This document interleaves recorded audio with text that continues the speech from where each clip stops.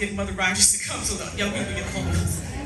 And I just remember no sooner as I said, I got the infilling of the Holy Ghost, she says, okay, Lori, now you got to start fasting on Wednesdays. And I was like, yeah. But that would actually be one of the most life-saving spiritual tools that I have. And for our whole household, we would have our routine prayer. We'd all sit in the living room and get on our knees, and I would fall asleep.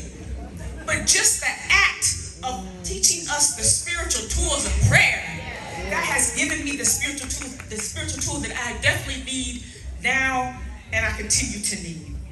And I want to just share how my mother was a giver, not only to me, but to so many others. That when I was young, I was 7 years old, and I reminded my mom I'm turning 7, as if she didn't know. But she gave me 7 dresses, and I was just so surprised that, oh, me, 7-year-old?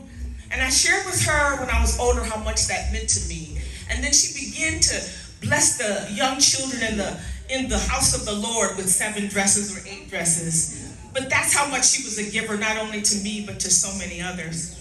And if you were ever her running buddy when you shopped, when she wanted to go shopping because she loved to shop, if you had a flexible schedule, you would almost get a new wardrobe and a free meal. And I always just appreciated that. My dad would used to joke with me, say, Lori, for somebody who doesn't have a job, you dress real good. But I was one of her many running buddies.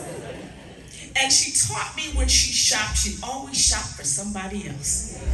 And that's what I take with me. And I have to just share a quick story that one day I was shopping for somebody when I used to live in New York, and a lady heard me talking about blessing one of the young people. Who I think so-and-so would like that. She ended up paying for all of my clothes for those who I was shopping for, as well as myself. But it just goes to show that the law of reciprocity of giving, that when you bring that on and you learn from those who came before us, you can see that blessing upon you. And I thank her for that. And lastly, I just want to thank her for her wisdom and her spiritual discernment.